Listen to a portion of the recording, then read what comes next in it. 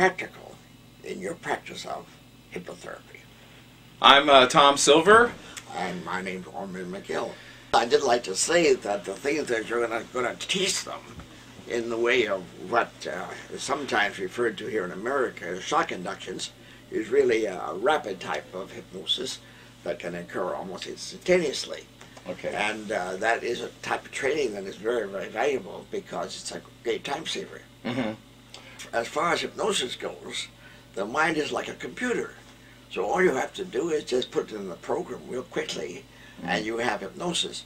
There have been some comments made that some people say, well, I can't be hypnotized. That, of course, is quite ridiculous, because the human mind is designed to enter the state of, let's say, hypnosis automatically many, many times during each day. Okay. That we have.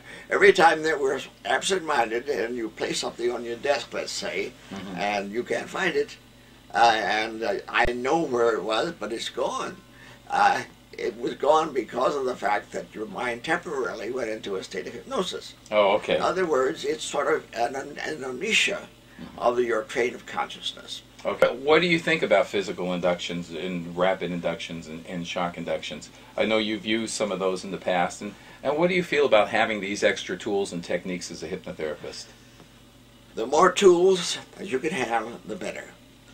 It doesn't pay to get set ideas that, well, I only want to do this. The more you're open to new ideas, why the better hypnotherapist you become. And do you think it's to every hypnotherapist's advantage to know various induction techniques besides progressive relaxation?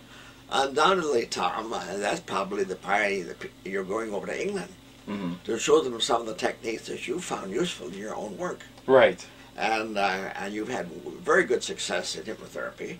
Okay. And the method you're going to produce will be very valuable to all of your students that are learning hypnosis and want new methods, new ideas, and new ways of inducing hypnosis and then using the state of mind that hypnosis is. Okay. You and I plan to do things here in America.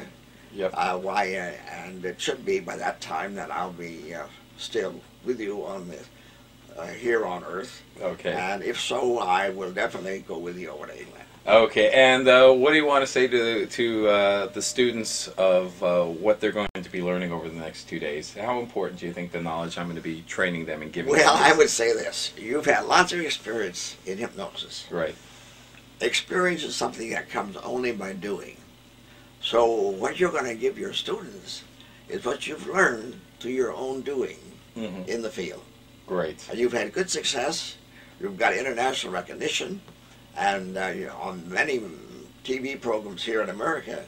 Right. So what you give them will be what you have learned through many years. So in a weekend to be together, you will pass on an awful lot of information. And what do you think about the Hypnotism Training and Techniques manual that everyone's going to be given at the seminar? Our new book. What do you think of that new book? Well, it's designed in a very nice way because it presents, first of all, you ask a question about something that you want to know. Right. And then it gives an answer. There are 135 questions in that book. Right. And that covers a lot of ground. Exactly. Then you've also added some other techniques that are useful material. I think you'll find that manual a very good tool to have. Great. Because it presents a lot of both your experience and my own experience. And, well, it's really the result of years of research. Absolutely, absolutely. And we're both looking forward to going back to England next year and educating more students, hypnotherapists, and even showing some of our demonstrational hypnotism. So next year, plan on seeing both of us as long as everything works out well and Ormond stays healthy, right? Hope to see you next year. Okay.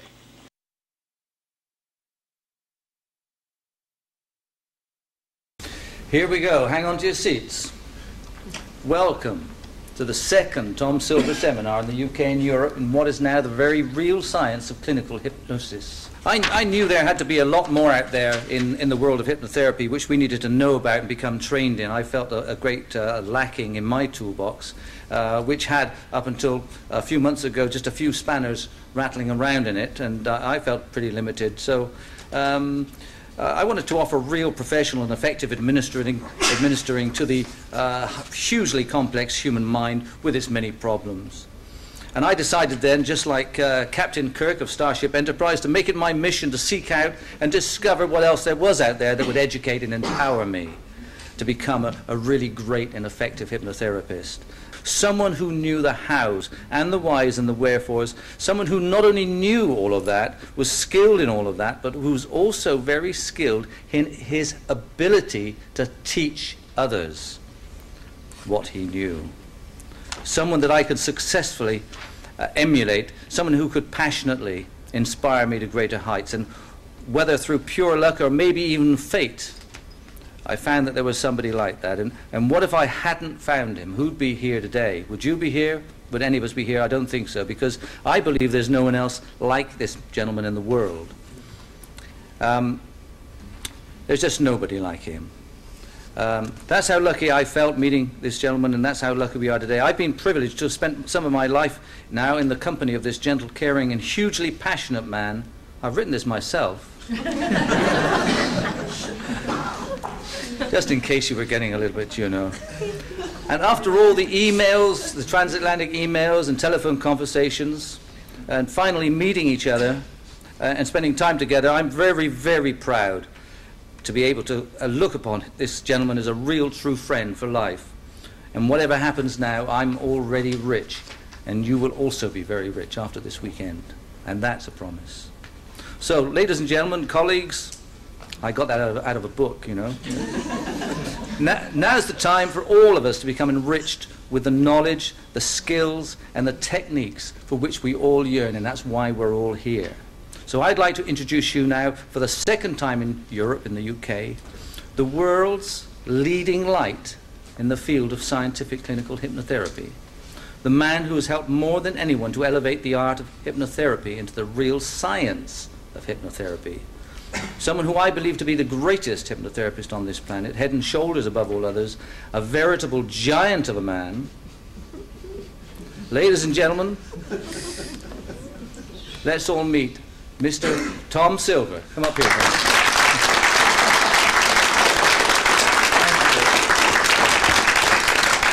I've been a clinical hypnotherapist since 1984. I graduated from an institute in Southern California. My training included a 1-year solid education in the science of hypnotherapy at the institute and 4 years of internship working as a resident in the institute. And I currently also am affiliated with the institute, and I do teach courses in advanced hypnotherapy training. As hypnotherapists, that's what we're here to do, is solve people's problems. We have to hear what they say, and we have to help incorporate our therapy into what they want and what they need, not what we want to give them.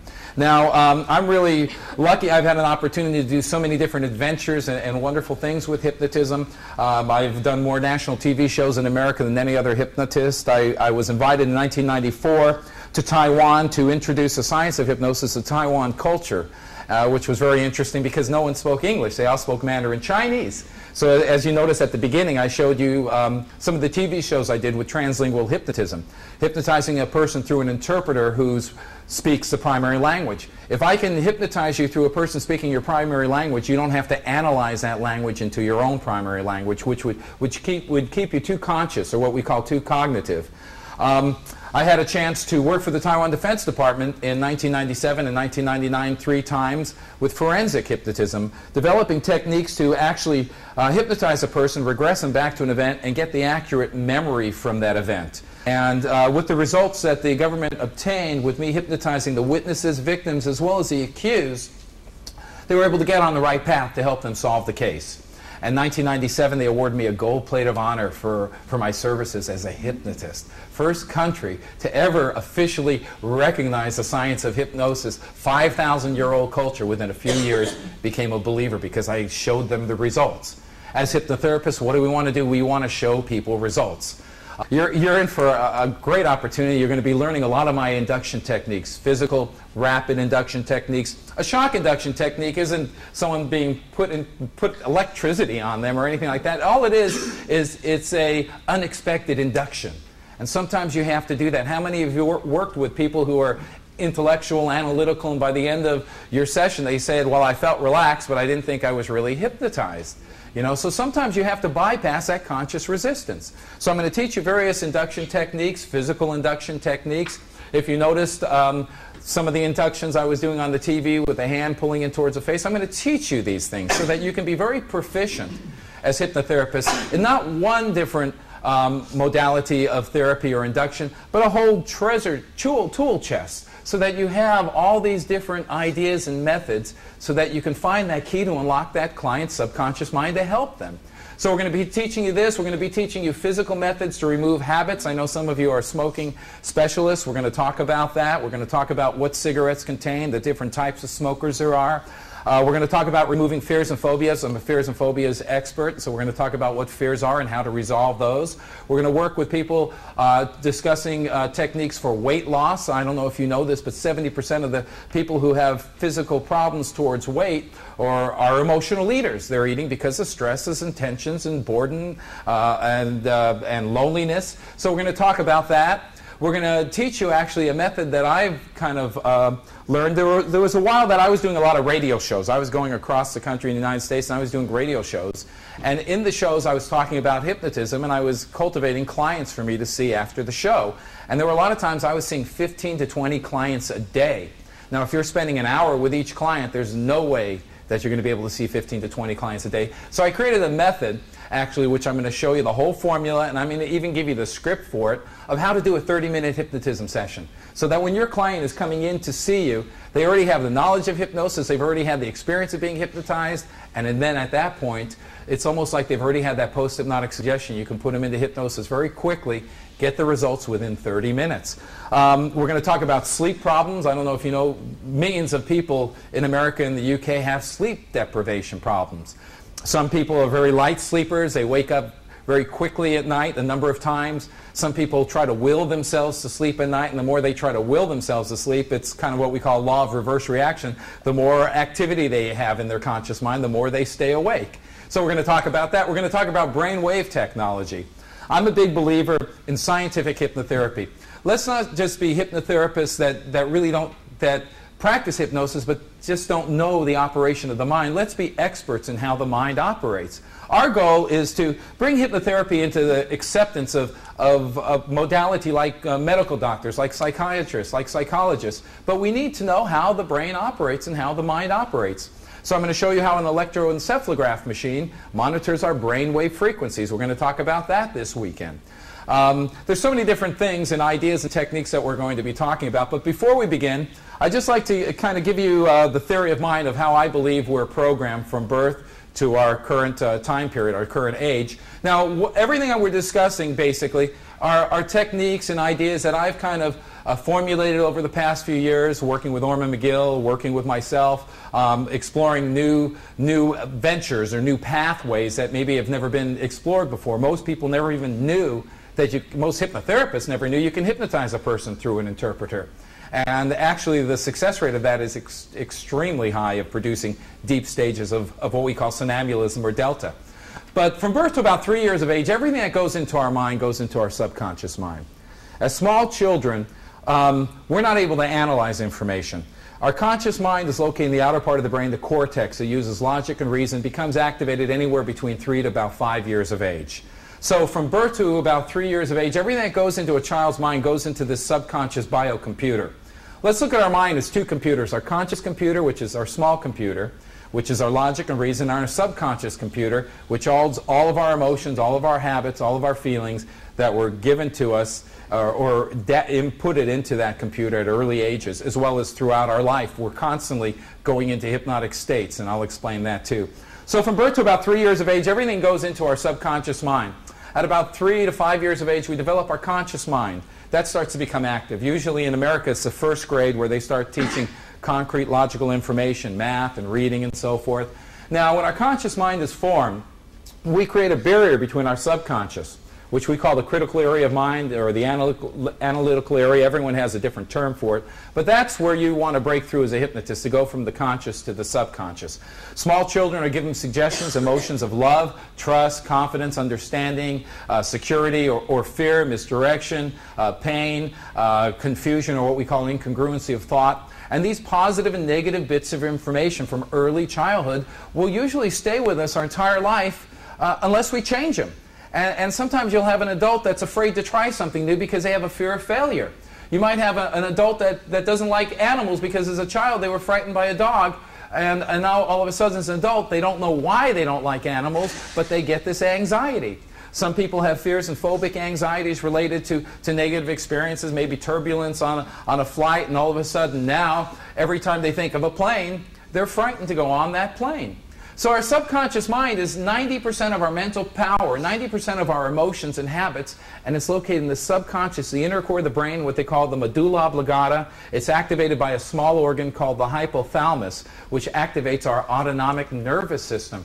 If you notice anyone who has a panic attack or a phobic anxiety, their body goes into tremors. What happens, it affects our respiratory and circulatory system. So all of a sudden you might start perspiring, your heart might start beating fast, you might start feeling nauseous. People who have social phobias might have that same anxiety just getting up in front of a group of people to speak. So our mind can sometimes play tricks on us. As a hypnotherapist, our goal is not only to control our minds, but to help our clients take control of their computers, take control of their minds. Delete the negative information, the negative thoughts, negative emotions and habits, and replace them so that you can elevate their life script. Some people have what we call limited life scripts. They can only get so far in life, and then all of a sudden they just can't go beyond that barrier. I find a lot of people that have relationship dysfunctions, a lot of times it's because they were raised seeing their parents yell and scream at each other, or maybe even scream at them and say negative words and negative emotions sometimes behind the words. And sometimes those emotions and feelings will haunt us the rest of our lives unless we change them. Now, so from birth to about 3 years of age, 5 years of age, everything goes into our subconscious. At about 3 to 5 years of age, our conscious mind is formed. And our conscious mind uses logic and reason. Here's the problem. Our subconscious identifies with our conscious thoughts. In other words, when you hypnotize your client, you can't just hope that the hypnotherapy is going to do the job. You've got to teach your client how to think consciously, what suggestions to give themselves, because your subconscious continually identifies and associates with your conscious thoughts. Have any of you ever overreacted to a situation and looked back later and said, why did I get so upset? Why did I overreact? Why did I blow up or yell at my kid or yell at this person? Well, that overreaction was a subconscious anxiety that related to something going on consciously. So we as human beings operate with two minds, our conscious mind and our subconscious. Our subconscious is 90% of our mental strength. Unless you get the subconscious to work hand in hand, harmonize with your conscious mind, a lot of times you'll never reach your true goals in life. As a hypnotherapist, I find that a lot of people who study hypnotism wind up not feeling confident in themselves, not even sure of the reality of hypnosis or even believing hypnosis is real. How can you hypnotize a client and help them if you don't even believe it's real? So